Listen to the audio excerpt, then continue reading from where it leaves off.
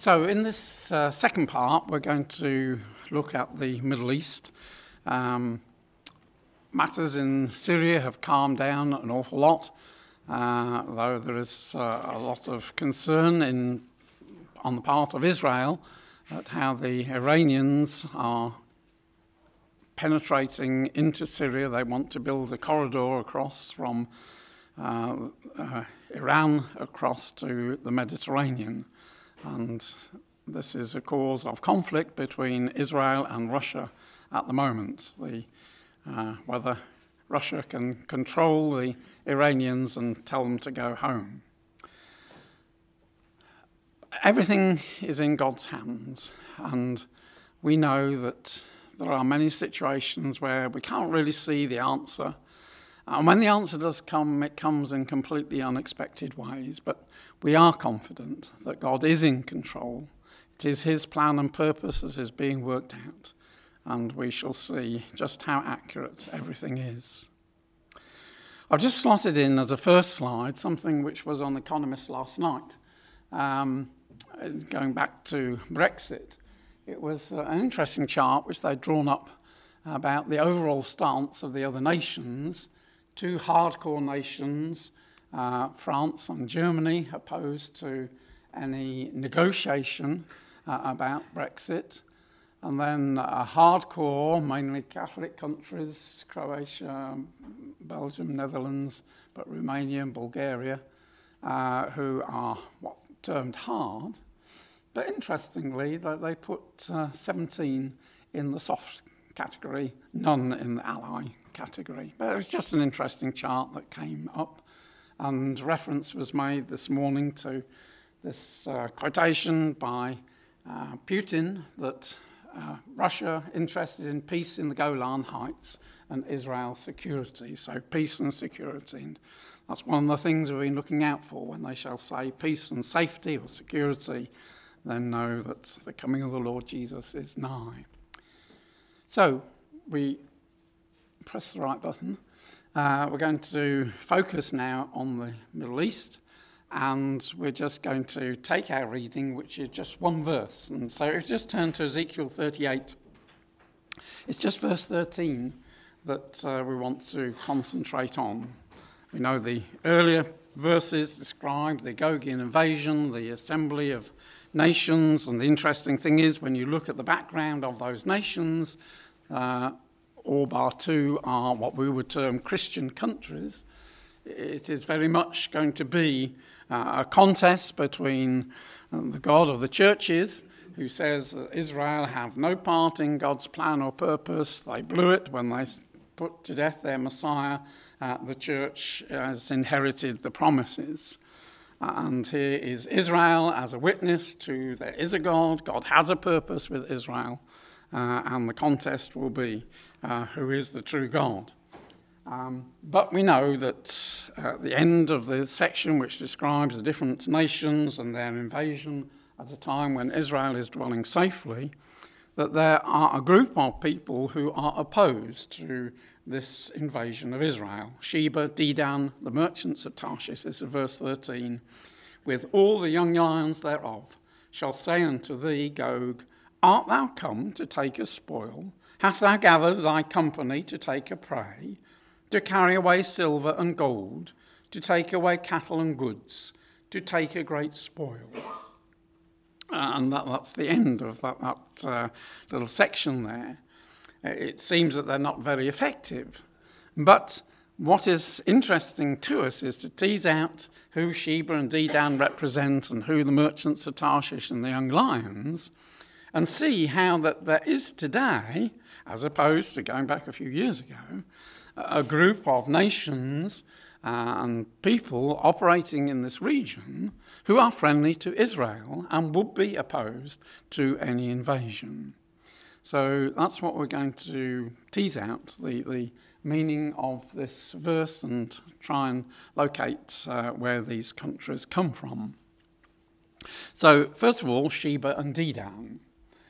Now, Sister Angela's favourite phrase is, we go back to Genesis when we want to know things. And in the talks we've been listening to, we've gone back to creation, we've gone back to the Garden of Eden, we've gone back to Abraham's journey.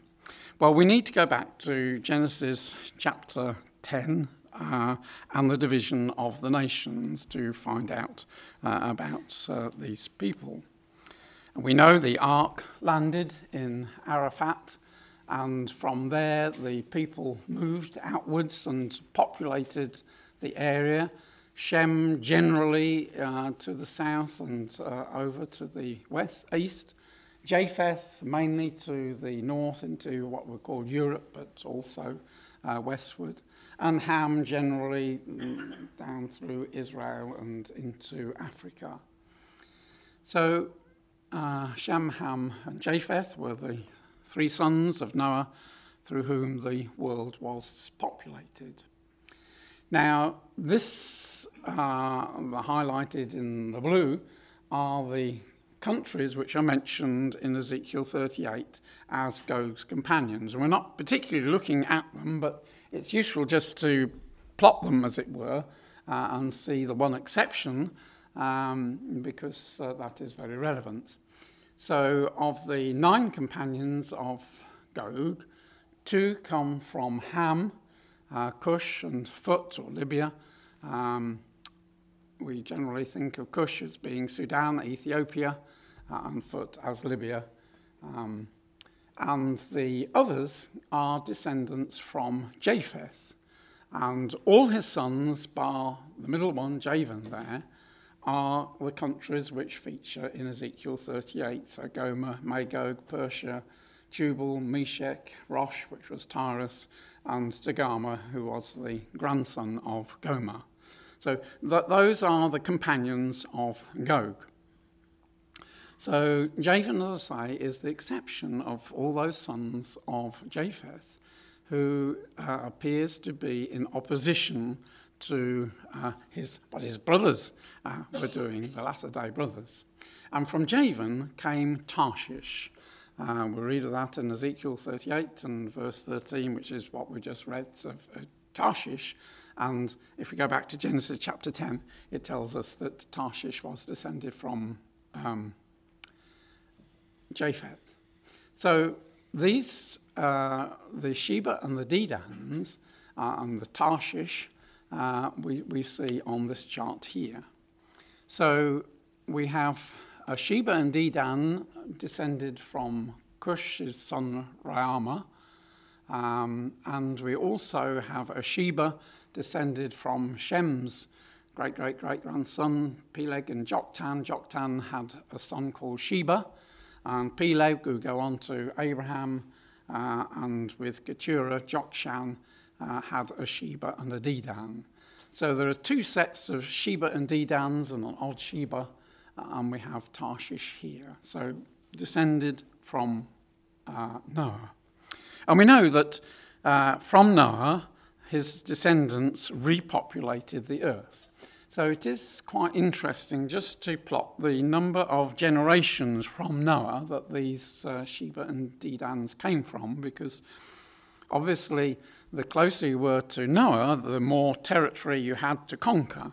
As time went on, it got a little bit crowded, and we find that people displaced existing people. So the Sheba and Dedan there are 4 generations on, the Sheba there is 6 generations on, and the Sheba and Dedan down there are 12 generations on from Noah. That will become more relevant as we come along. So the Hamatic, descendant from Ham, his great-great-grandsons, Sheba and Dedan, we can trace them fairly carefully and accurately to the Dedan, to Bahrain, just quoting there from the Castell's Illustrated Bible Dictionary. Dedan, the place where they resided, is believed to be identical with the Dedan of Middle Ages, now called Bahrain in Arabia deserts, we would say in the Persian Gulf, an island on the western shores of the Persian Gulf. So that island there seems to be the headquarters of Dedan, and Sheba we can trace down to the south Yemen of today. And it would appear that Dedan would spread out from that island, and probably later descendants move further down the Gulf. These were trading people. They did their business with the sea, and these were good spots for trading either across to India or down with Africa. So that's the first pair of Shebas and Dedans. And we know from an earlier chapter in Ezekiel chapter 27 that the men of Dedan were thy merchants. Many isles were the merchandise of thy hand. They brought thee for a present tusks of ivory and ebony. So that links this particular Dedan, the one at the island of Bahrain, with trading with India, and bring that trade back to Bahrain, and then carrying it across to the markets of Tyre on the coast of above Israel. So as I say, that was the first pair.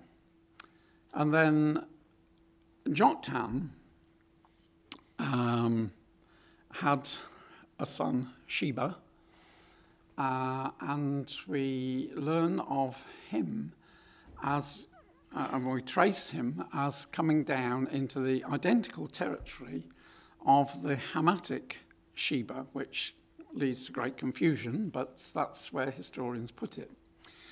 Now, Sheba's dad gave rise to the town of Joktan, and so we can see this was the area where they appeared, and brothers were Ophir and Havilah, so it makes sense, yes, down in this region in the south here. And they were concerned, in Ezekiel 27, it lists the kind of trade that these people were dealing with spices and all precious stones and gold. We know how Sheba, the queen of Sheba, was involved with spices. This is a good spice-growing area, as well as having an area of gold, Ophir. So, and link with Genesis chapter 2, the river that came out. So, when we come to Abraham's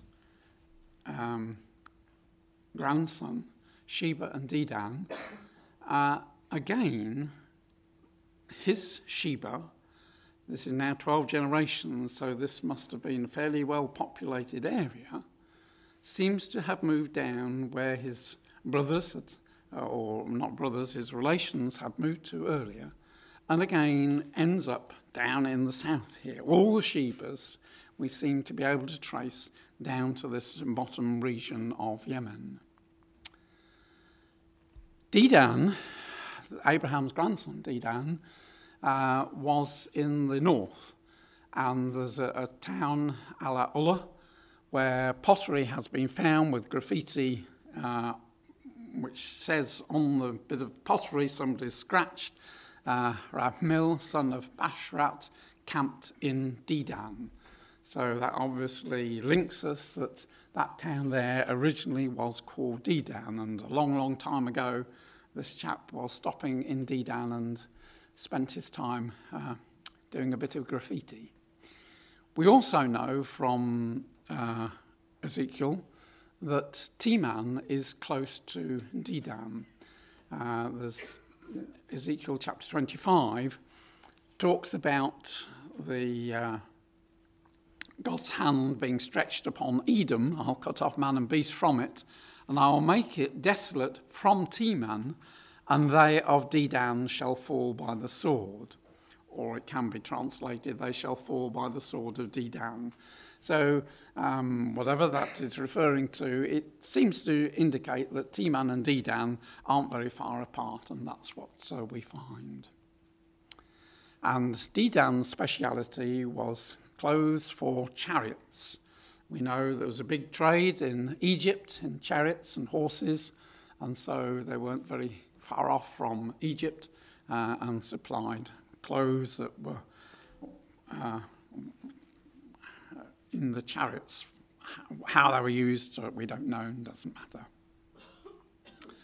So when we think of Sheba and Dedan, then we're very much looking at this area here, the area between the Red Sea and the Persian Gulf. These Arab peoples are very much becoming friends of Israel, as opposed to the non-Arabs up in Iran and Iraq. Quite a contrast. These are Sunni Muslims, and as time is moving on, they're appreciating the need they have for support from Israel in defeating their common enemy of Iran. So Sheba and Dedan points to this particular area there. The merchants of Tarshish, Tarshish traded with Tyre. There's a map showing where Tyre is in Ezekiel's day, and we're told that Tarshish was thy merchant by reason of the multitude of all kinds of riches. With silver, iron, tin, and lead they traded in thy fair. So in the time of Ezekiel, Tarshish was a power which traded with all sorts of things, a very general trading merchant, but had specialities in metal, silver, iron, tin, and lead. And we know, this is just reminding us where Tarshish comes from, the descendant of Japheth. We know that in the time of Ezekiel and time of the Phoenicians, that tin and lead was coming from Britain. It was a closely guarded secret from the Phoenician merchantmen. They sent their ships all the way to the farthest corners of the earth, as far as they were concerned.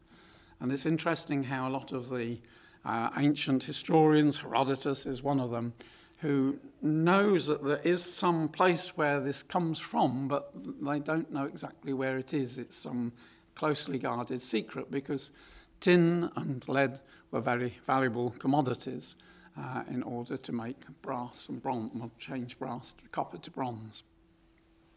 So in the days of Ezekiel, we know that tin and lead was coming from Britain. And it's interesting, you've probably seen this many times before, this quotation from Her Majesty's book on mining activities in England, but talking about what was being mined 2,500 years ago. Lots of different metals, but lead, silver, iron, and tin up the top there were certainly being mined in southern Britain, in Cornwall and in Wales too. So that gives us a fair confidence that in the latter days there has to be a Tarshish power that is trading, that has to be there in opposition to what Gog is doing. And we have, as a community, long looked at Britain as being the latter-day trading power of Tyre or Tarshish. Now, we know the clues for Tarshish is that Javan and his sons divided up the isles of the nations, and Tarshish was one of Javan's sons. So they divided up the isles of the nations. So it would appear that they were maritime people and sought for islands where they could have ports. Josephus tells us that Tarshish emigrated to Western Europe. We know that when Jonah boarded a boat to go to Tarshish, he went to Joppa, indicating that it was to the west of Israel. Britain was the source of silver, iron, tin, and lead, to fit in with Ezekiel chapter 27. And we looked yesterday, when we looked at Isaiah chapter 23, it talks about the Tarshish Tyre power. Thine own feet shall carry her afar off. And one can trace how the naval power, when Tyre was broken, moved from place to place, eventually ending up in the 16th century, 1600s anyway, in Britain.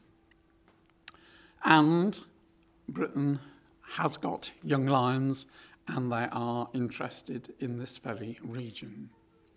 So, only Britain fits all these clues, that it's to the west of Israel. We know that early Britons were descended from Javan, was the ancient source of these metals, and is a trading merchant power in the spirit of Tyre, and has a commonwealth, these young independent lions. And in spite of Britain running herself down and feeling a lack of confidence after the Second World War, because she'd expended so much energy in her need to join the EU, to become part of this club, yet God has seen to it that Britain has prospered, and she still is the leading merchant power and the world's largest source of international bank lending and cross-border lending, which is so important when you're doing trading with the world countries. And the members of the Baltic Exchange in London handle at some stage 2/3 of the world's open market bulk cargo. So from London, the buying and the selling, the transportation, the insurance, the loans for the people buying and selling, that's where 2/3 of the world's cargo gets handled. It doesn't get seen in Britain, but it is handled from London. And London is the world's largest market for international insurance. And in spite of the efforts of the EU to break the power of London, they hope that with Brexit that they will be able to take that crown on. That hasn't proved to be the case. Britain is getting stronger and stronger as far as that's concerned. And just an interesting website is the Maritime UK website. And this just taking the highlighted there, Britain is a match for its expertise in shipbroking, insurance and legal and financial services. More vessels are fixed through the UK ship-based shipbrokers, more capital provided via London banks and funds, more vessels insured here than in any other location in the world. English law is also applied to more shipping contracts than the law of any other country, and London has the highest concentration of solicitors, barristers and arbitrators specialising in maritime issues and dispute resolution. This range of activities means the UK can claim to be the world's maritime centre. And interestingly, part of Brexit is that Britain can set up free ports, the kind of thing that Dubai and Singapore do. And one estimate, this is from the Telegraph in June, that 150,000 jobs could be created and £9 billion added to the economy by Britain acting as a free trade area where no taxes, companies can set up, buy from other countries, manufacture, and then re-export. And that would be a very attractive situation for Britain post-Brexit, on the edge of the EU and providing the benefits for those that want to export to the EU. And just on Tuesday, the Telegraph, Liam Fox is UK can be an exporting superpower after Brexit, and is targeting 100 billion a year leap in overseas trade as he sets about the government's new strategy to boost exports. And the Reuters account of it was quite interesting because it said that he's spent much time over the past 2 years touring the globe promoting merits of a post-Brexit Britain as a trading partner and holding preliminary talks ahead of possible future trade negotiations. Touring the globe. That's exactly what Isaiah 23 talks about, isn't it? This latter-day Tyre manifestation is of a power doing trade with all kingdoms of the world upon the face of the earth. And so we can see in a marvellous way just how spot on these things are. And so we shall see that Britain is very much involved, not only with Israel, but with the countries in this area. But she's not alone. She has young lions.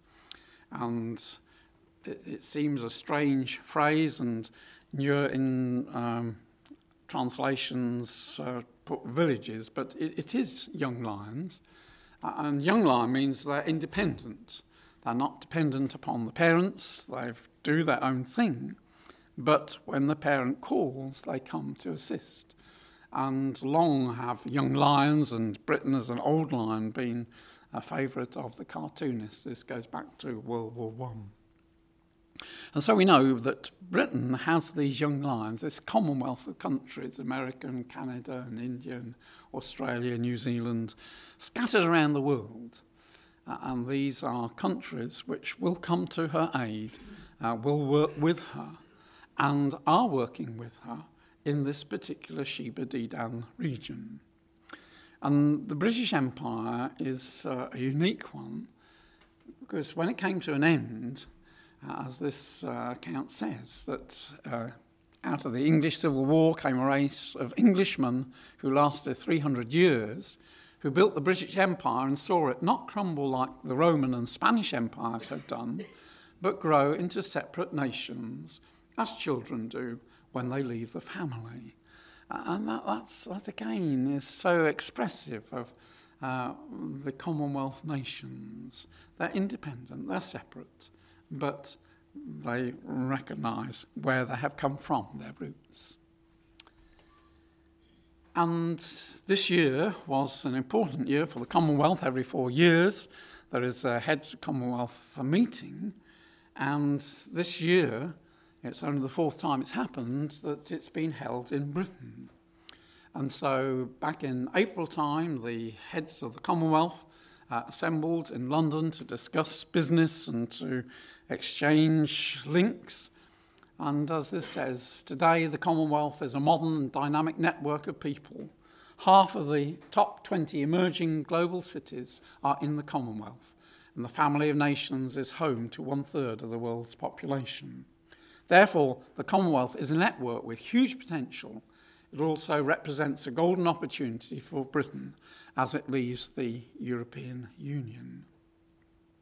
Because English is the second language in the Commonwealth, or first or second language, and English law is the basis of Commonwealth countries, it is said for Britain to trade with a Commonwealth country, it represents a saving of 10% in the costs of doing business.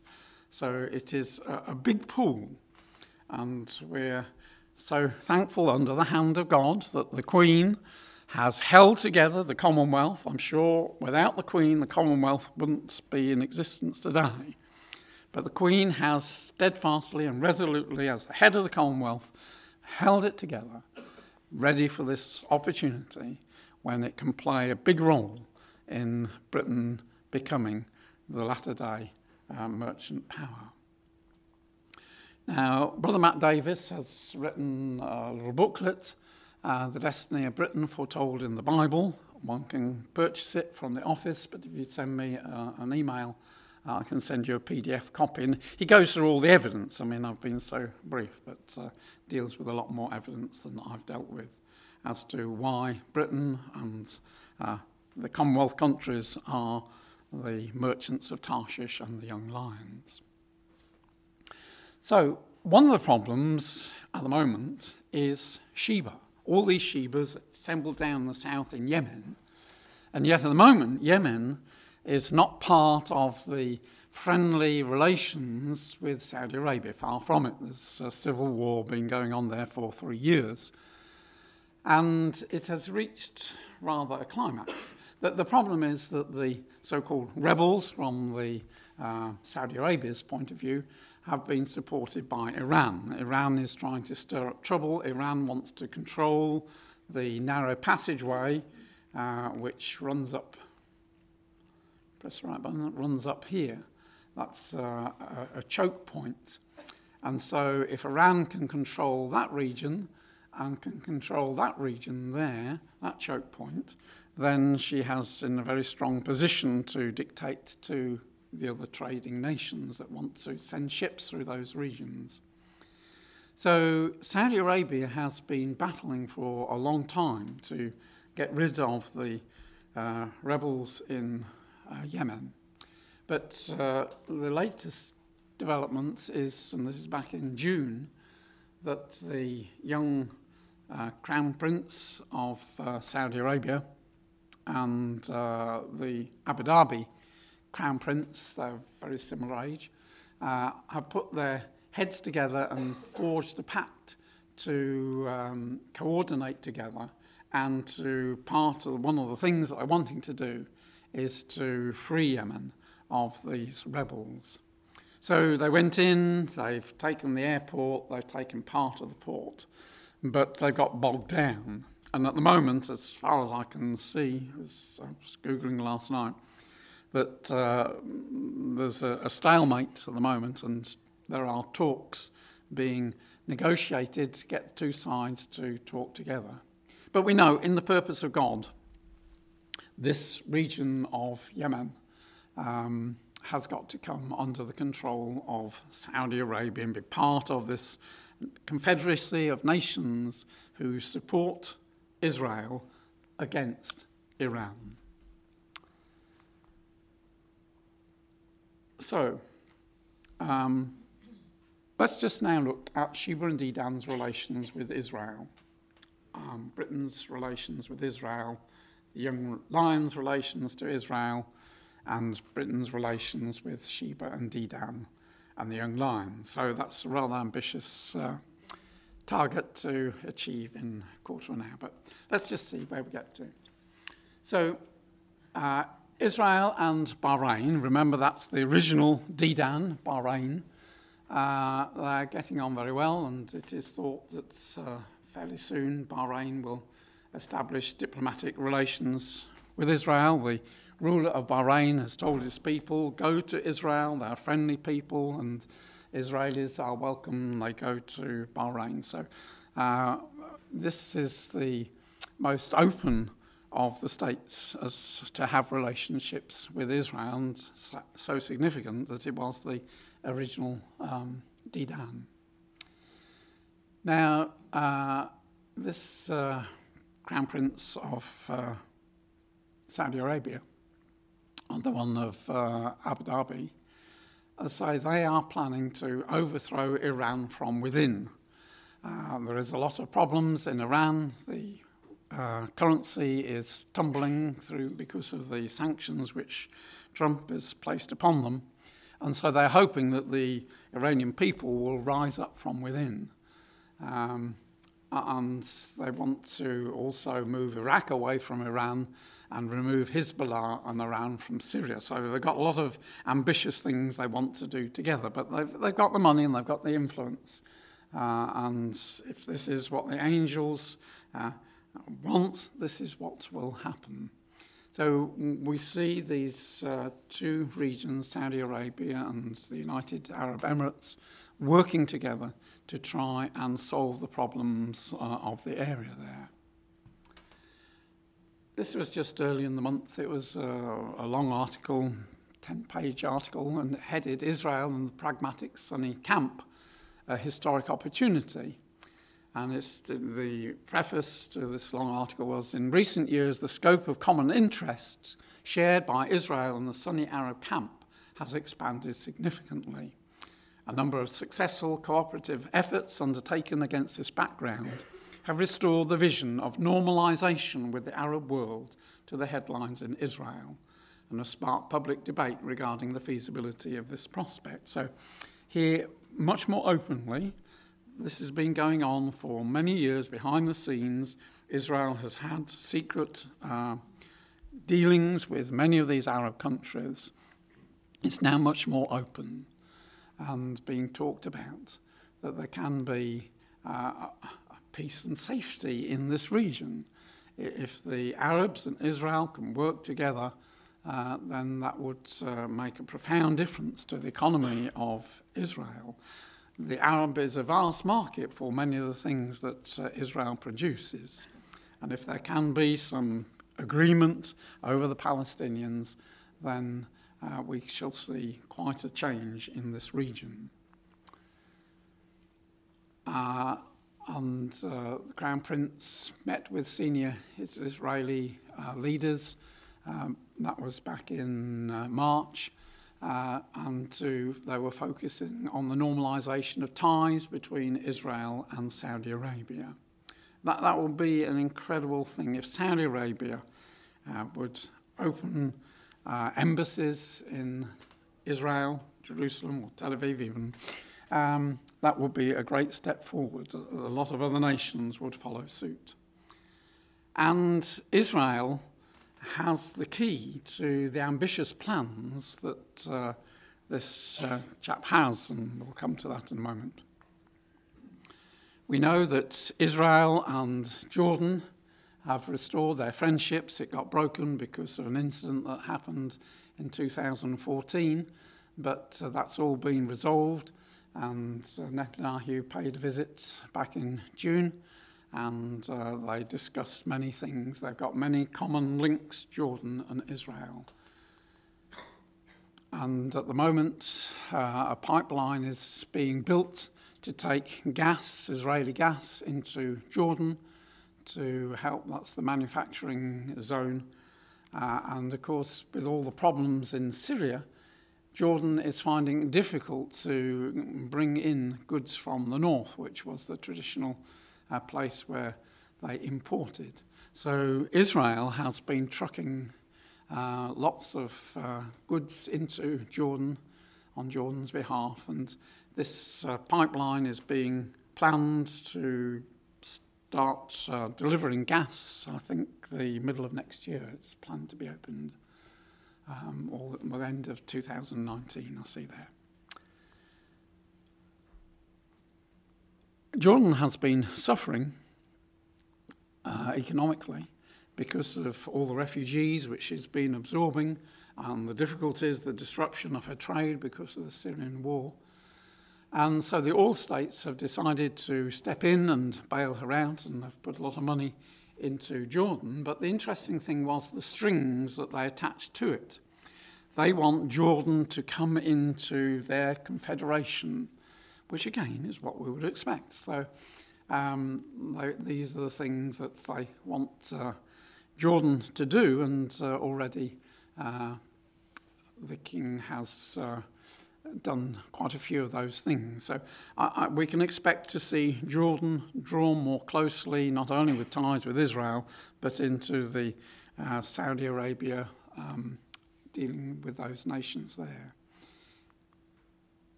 This is a report of a meeting. This is back in July in America, in the White House, which gathered together not only Jordanian intelligence leader, the Egyptian one, the Saudi one, the Israeli one, and the PA intelligence chief, all came together for a meeting in the White House. So they're heading their joint meeting. The Middle East intelligence officials last week further signalled warming relations between Israel and the moderate Arab nations. It's all happening at the moment. Now, at the moment, Abbas is the great thorn in the flesh to the Israelis because he refuses to have any negotiations. As far as he is concerned, he wants to see Israel driven completely out of the region, and it will become a Palestinian state. But pressure is being put upon him by these other nations who see that he is the stumbling block.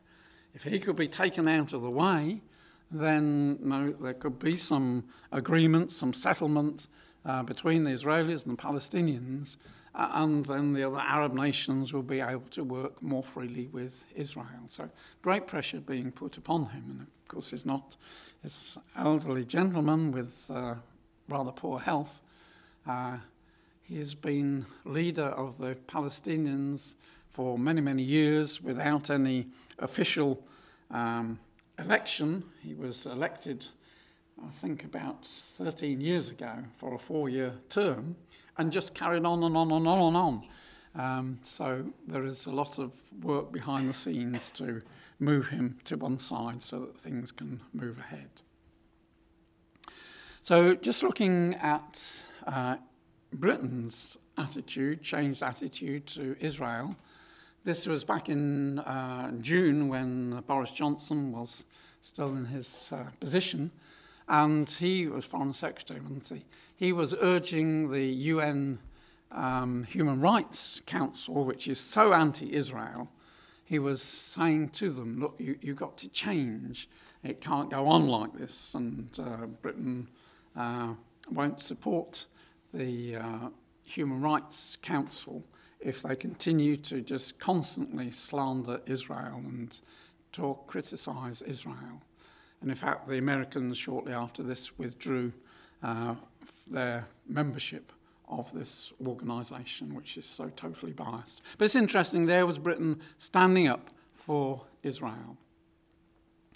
And also in June, of course, Prince William paid his visit to Jordan, to Israel, to the PA, and he was the ideal person for the job.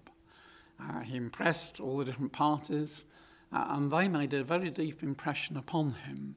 When he came back, he vowed that it was his lifelong ambition to make peace in the Middle East.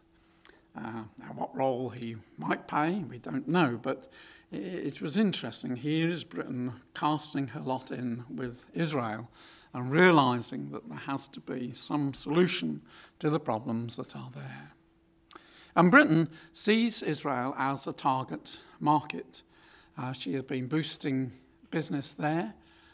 It is growing, and this report is back in December, but as it said here, exports to Saudi Arabia are a few $1 billion higher, but Israel also has much to offer Britain that the Saudis can't.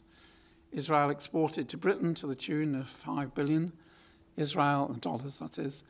Israel has important technological innovations, and the two countries share important intelligence information as well.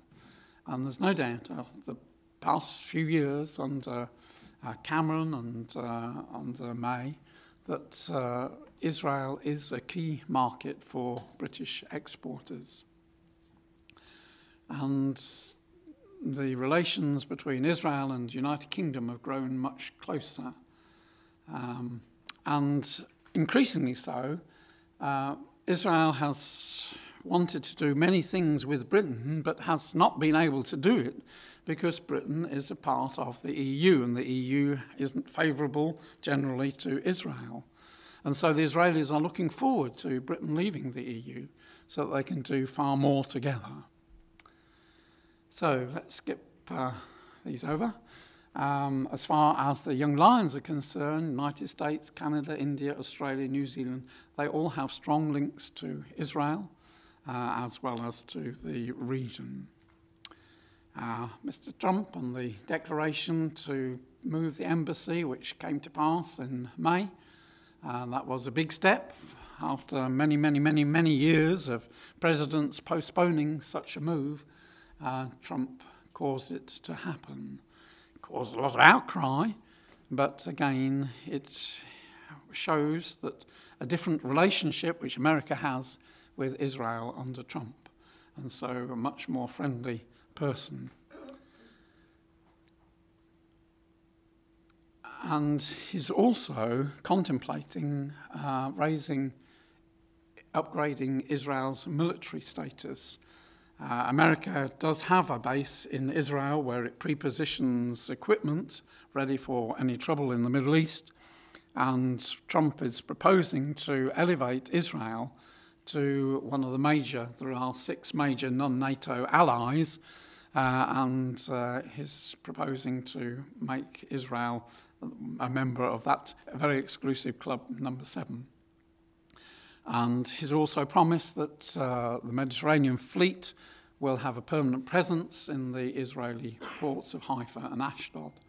So again, quite a change, especially from Obama, that this attitude to Israel and the importance of Israel to America is something which is growing and growing.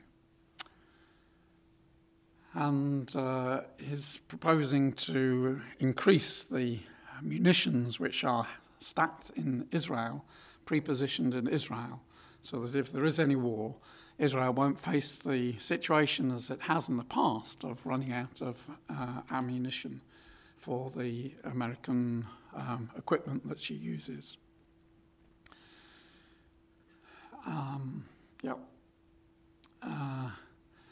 India is another fascinating link, because we know that the Dedans traded with India and brought their stuff to Tyre.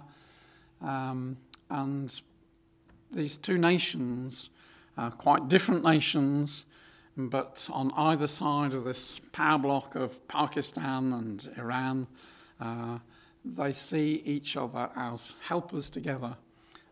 Two countries that can really develop trade and develop security by working together. So Modi, the Indian Prime Minister, visited Israel in 2017, and Netanyahu went to India at the beginning of this year. And both visits were an outstanding success. We're supposed to be finished, aren't we? Yeah. Right. Well, Saudi prince came to Britain. He's very ambitious. He wants to develop this huge area, huge free trade area, because he wants to diversify away from oil. He wants Israeli help and American and Egyptian and Saudi and Jordan help to develop that. So we shall see what happens. So let me just skip to the end. Britain's just opened a base in Bahrain. So that's a fascinating thing. Her emphasis on putting troops east of Suez as she withdraws troops from Germany. She plans to put them in this region here. So, yeah, we'll skip to there. So, we live in such wonderful times, and we have to keep abreast of these events as best we can. We can't know precisely what is going to happen, but we have to be very confident that God is in control, and the angels will work out everything so that everything drops into place. And so we look for the coming of our Lord Jesus to bring that house which we've been looking at in our talks this week, that God is building, that New Jerusalem.